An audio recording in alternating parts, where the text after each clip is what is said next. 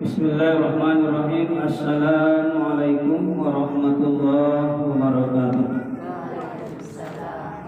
Alhamdulillah nahmaduhu wa nasta'inuhu wa nastaghfiruh wa na'udzu billahi min shururi anfusina wa min sayyiati a'malina.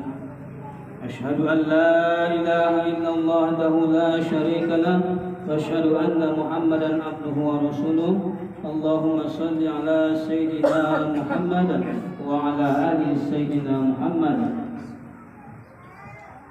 Puji syukur alhamdulillah, mari sama-sama kita panjatkan kehadirat Allah Subhanahu wa taala, yang mana pada siang hari menjelang sore ini kita berkumpul bertemu muka dalam rangka sebagaimana biasa bahwa dalam seminggu kita akan mengadakan kerulitan sekaligus ceramah agama. Mudah-mudahan dapat diberkati oleh Allah Subhanahu wa taala. Amin ya rabbal alamin.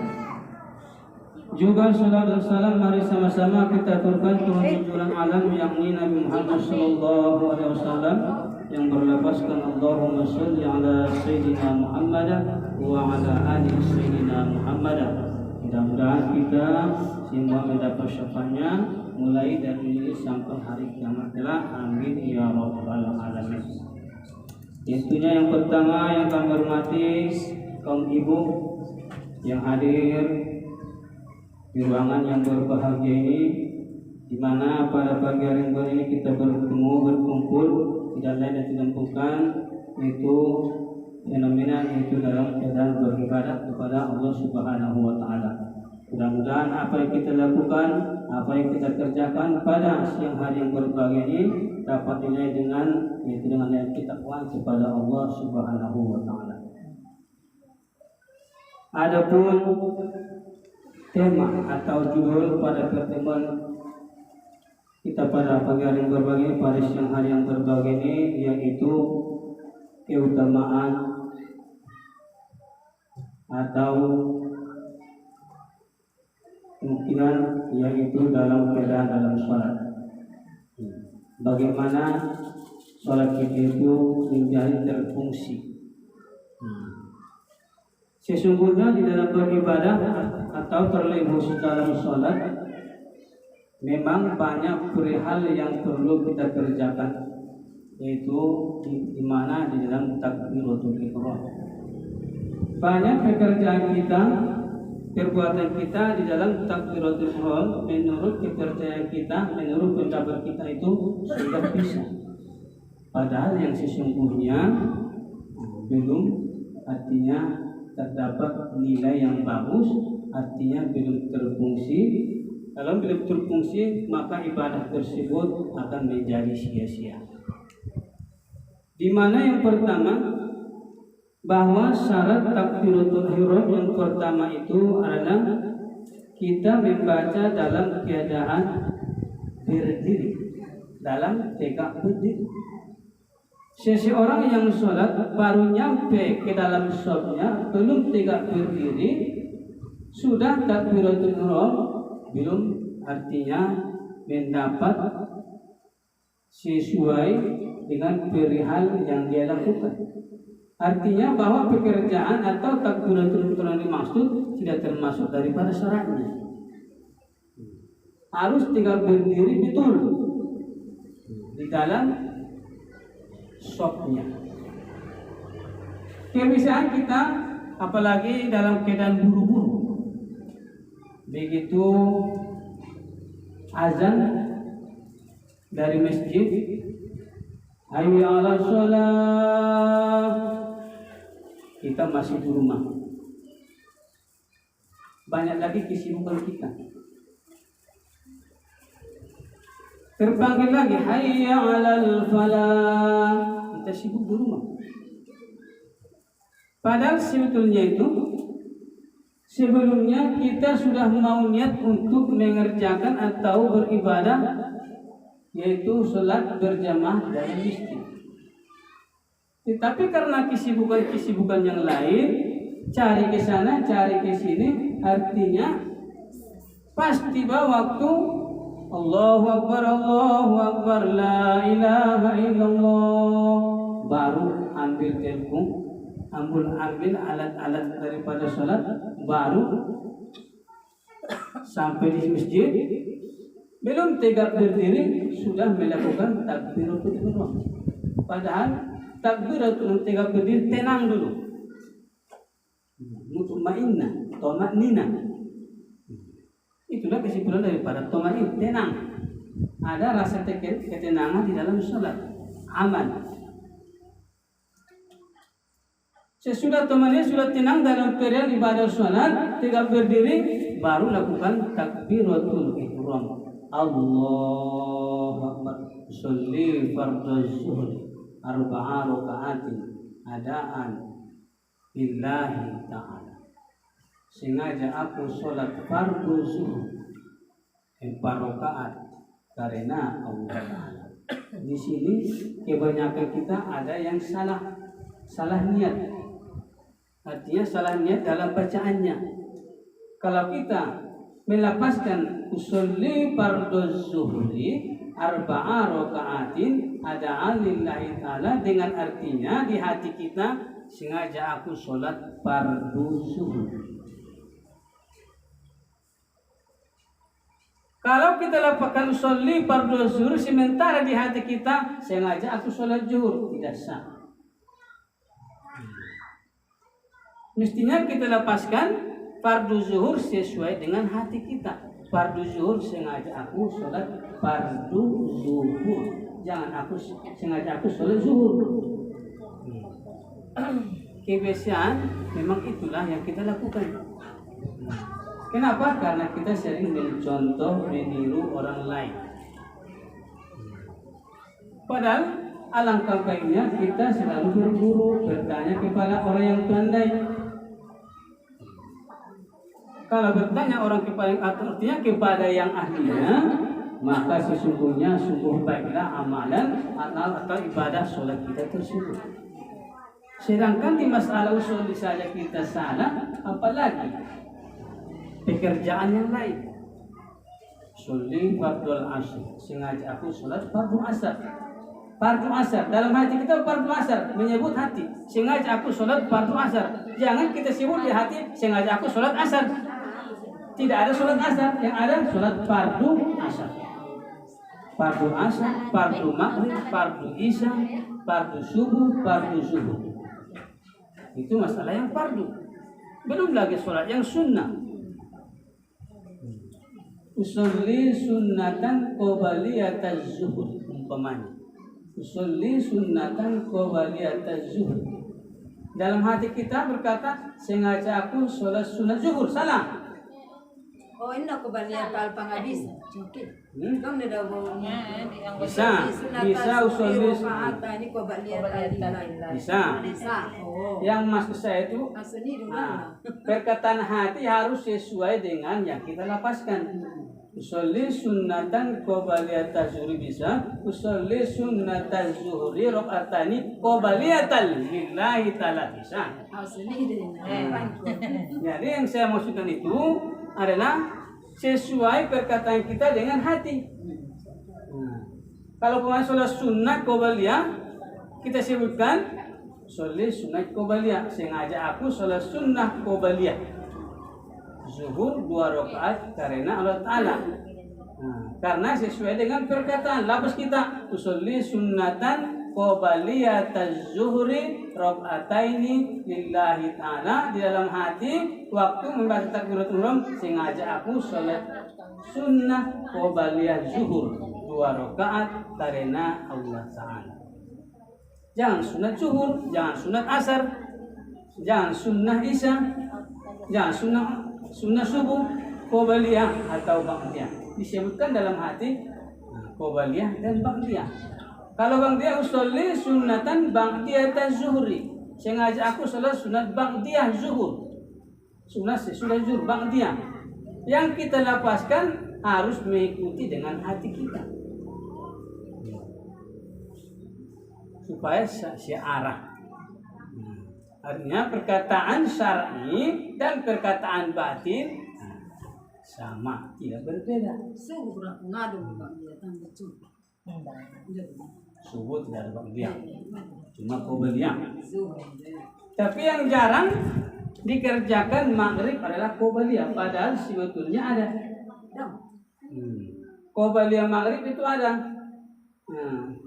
Pantas Nabi Sallallahu Alaihi Wasallam bersumpah, wallahi, seandainya umatku mengerjakan sholat sunnah qobliyah maghrib itu lebih afdal daripada sunat qobliyah yang lainnya.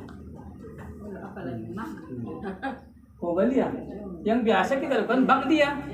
Nah, ini qobliyah. Sempat Nabi Sallallahu Alaihi Wasallam bersumpah, wallahi. Tetapi karena di kampung, di desa-desa tidak terbiasa, akhirnya tidak terpakai. Artinya tidak bisa dikerjakan. Kalau dikerjakan nanti, itu sudah aliran sesat itu, sudah bid'ah itu kata orang. Karena tidak biasa dipakai, tidak biasa dikerjakan qobliyah maghrib. Itu yang pertama. Bahwa takbiratul ihram itu harus dalam keadaan posisi tegak berdiri. Apa di waktu sehat, di waktu sehatnya. Tetapi kalau tidak sehat, bisa duduk waktu duduk. Allahu Akbar sewaktu membaca takbiratul ihram, sesuailah artinya niat kita, hati kita dengan apa yang kita lepaskan. Kalau fardu yang kita lakukan, fardu kita sebutkan dalam hati. Kalau yang sunnah kita lakukan, semuanya sunnah qobliyah atau ba'diyah, itu yang kita lakukan, itu yang terucap dalam hati.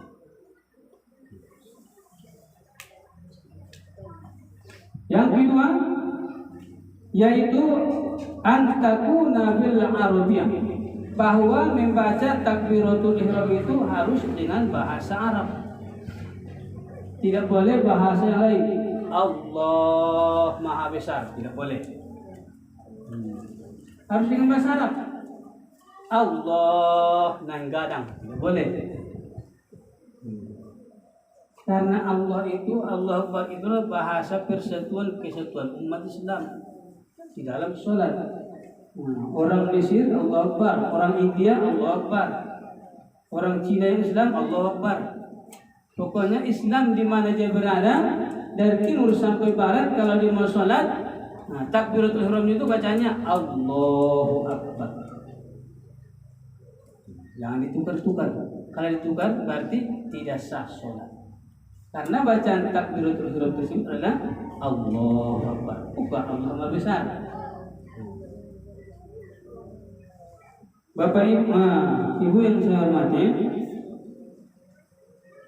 yang selanjutnya syarat daripada takbiratul ihram itu yang pertama itu antakuna bilafzil jalalah, bahwa adalah dengan lafaz jalalah, dengan lafaz Allahu Akbar itu yang tadi. Harus sesuai. Yang selanjutnya tertibu baina lafzain, tertib di antara lafaz kalimat Allahu Akbar. Tertibnya bagaimana? Yang pertama, Allah yamudda hamzatal jalalah, bahwa jangan dipanjangkan bacaan hamzah pada alif kalimat Allah. Tidak boleh dipanjangkan hamzah pada kalimat Allah. Umpamanya dia sholat Allahu Akbar, tidak boleh panjangkan hamzah pada Allah. Mana tahu nanti ada ilmu yang baru di depannya kan? Di depannya hamzah pada Allah, Allah salah. Tidak boleh. Jangan dipanjangkan maknya pada kalimat Allah. Sudah tertib daripada takbiratul ihram. Baru selanjutnya ada mumat ba'i Allahu Akbar. Tiada mat pada kalimat ba. Tidak boleh dipanjangkan kalimat itu pada huruf ba. Allahu Akbar, yang biasa kita Allahu Akbar. Ada sering kita dengar umpamanya pas waktu sholat Allahu Akbar. Ada. Tapi Tidak ada.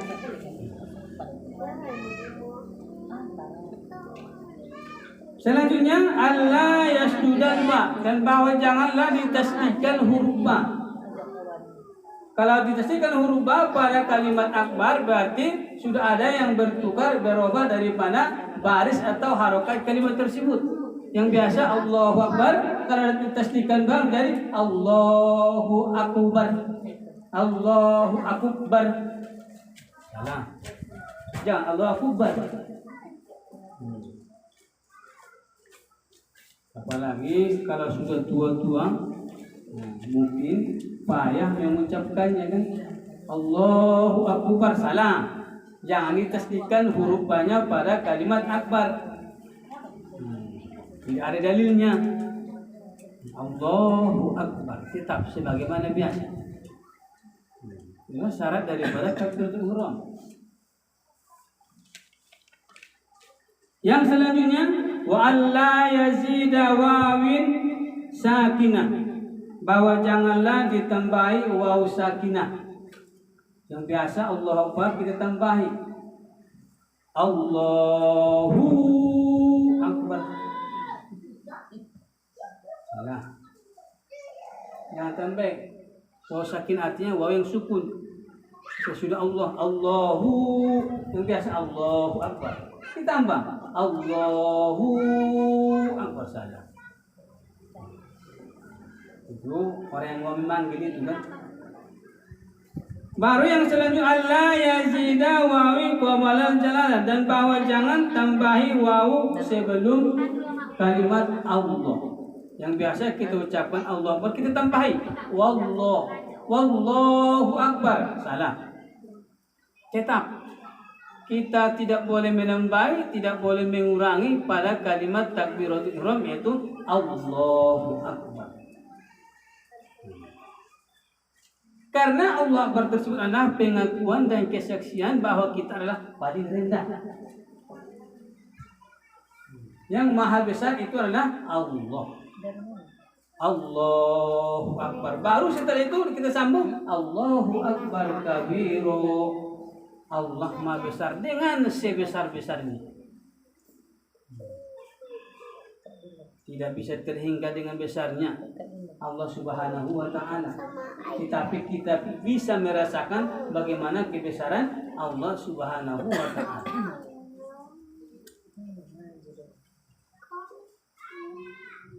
Baru yang selanjutnya Allah yaqifa baina kalimatai takbir waqafan tawilan wala sughira, bahwa jangan berhenti di antara dua kalimat takbir. Tidak boleh. Pemanya mau sesudah usolli kita takbir Allah Akbar. Tidak boleh. Berhenti sejenak atau berhenti yang sama panjang. Allah Akbar. Umpamanya kalau memutuskan ma'rifat umpamanya kan. Allah Akbar. Salah. Tidak perlu berhenti sejenak ataupun panjang di dalam kalimat, yaitu kalimat ini Allahu Akbar. Cukup niat kita, makrifat kita, yaitu dalam kalimat tersebut dengan tidak terpisah. Allahu Akbar. Disitulah niat, jatuh niat kita, jatuh makrifat kita, apa yang kita lakukan. Makanya di antara kita banyak sholat kita artinya yang belum, artinya bisa dikatakan terfungsikan, artinya belum termakna. Maka jangan heran bahwa sholat kita tersebut adalah berarti belum sempurna. Bukan artinya tidak sah, belum sempurna. Ibu jemaah yang saya hormati, baru yang selanjutnya syarat daripada takbiratul ihram. Ini masih syarat daripada takbiratul ihram, yaitu membaca takbiratul ihram. Artinya biar kita jangan salah paham dan jangan salah cara. Ayasma'a nafsahu jami'a hurufaha. Di dalam membaca takbiratul ihram betul-betul didengarkan dengan telinga huruf-hurufnya. Kebiasaan kita kalau sudah takbiratul ihram, hati kita sudah melayang. Pendengaran kita sudah kesana kemari. Padahal yang dianjurkan adalah supaya mendengar kalimat yang kita ucapkan, apalagi dalam takbiratul ihram. Allahu Akbar. Jadi kita mendengar apa yang kita ucapkan.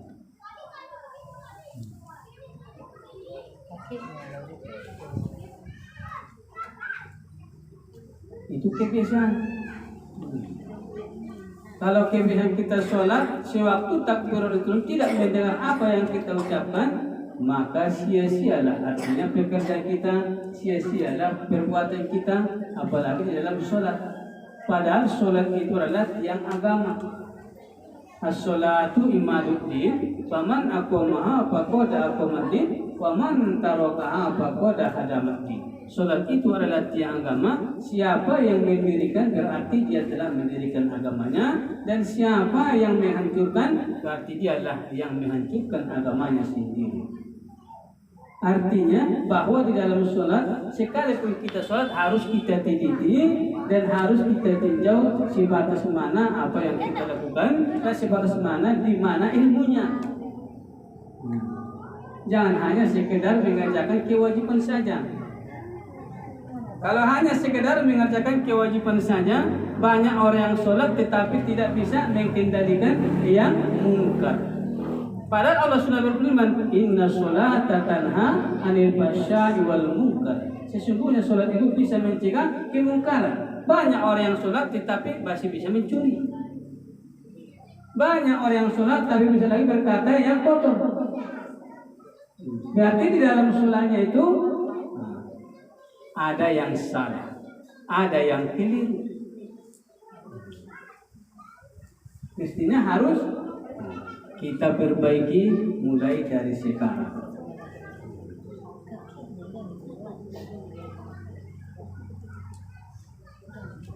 Baru yang selanjutnya, alla yahilla biharfin min hurufian, bahwa jangan berubah huruf satu pun. Jangan berubah satu huruf pun. Allahu Akbar. Allahu Akbar. Akbar.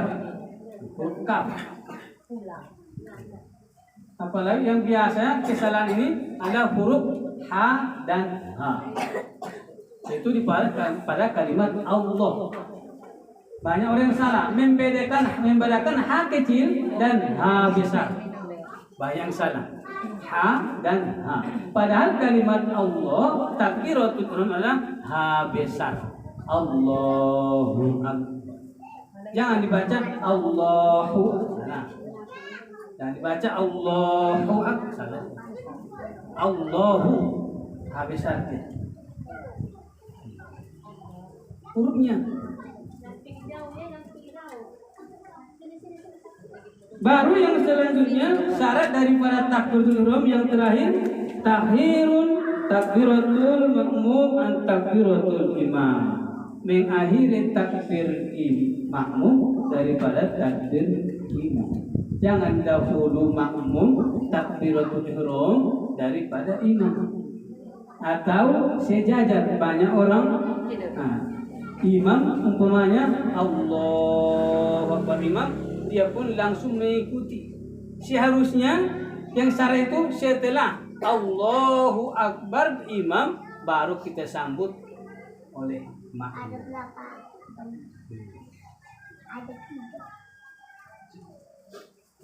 Itu adab. Jangan dahulukan takbiratul ihram daripada imam.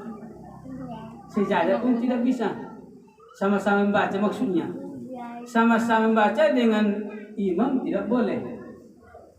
Habis dulu imam membaca takbir Allahu Akbar, baru sambut makmum belakang baca takbiratul ihram. Syarat takbiratul ihram. Jadi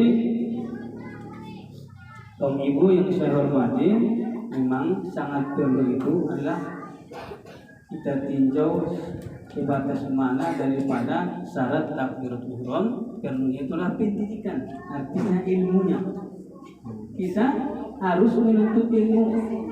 Kita tuntut ilmu di dalam sholat, karena menuntut ilmu adalah wajib.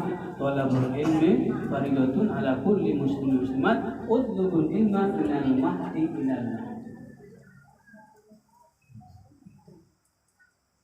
Ibu yang saya hormati, mudah-mudahan di mana yang saya sampaikan ini adalah sedikit tapi banyak manfaatnya bagi kita semua, dan semoga ini bermanfaat bagi kita dan dapat bermanfaat untuk kedepannya, supaya agar artinya ibadah yang kita lakukan sepanjang hari, yaitu ibadah sholat wajib dan ibadah sholat sunnah, dapat diterima dan dapat dinilai ibadah yang berhasil di hadapan Allah Subhanahu wa Ta'ala. Sampai di sini dulu yang saya lakukan, artinya yang saya sampaikan, mudah-mudahan kita dapat berkah dari Allah Subhanahu wa Ta'ala, dapat petunjuk dan dapat ilmu yang bermanfaat dari Allah Subhanahu wa Ta'ala. Amin ya rabbal alamin. Al-Fatihah. A'udzubillahi minasyaitonir rajim. Bismillahirrahmanirrahim. Alhamdulillahirabbil alamin arrahmanir rahim maliki yaumiddin. Iyyaka na'budu wa iyyaka nasta'in. Ihdinas siratal mustaqim. Siratal ladzina an'amta 'alaihim ghairil maghdubi 'alaihim waladdallin. Na'udzu billahi minasyaitonir rajim. Bismillahirrahmanirrahim. Alhamdulillahirabbil alamin. Wassalatu wassalamu ala asyrafil anbiya'i wal mursalin wa ala alihi washabihi ajma'in. Allahumma shalli ala sayyidina Muhammad wa ala sayyidina Muhammad.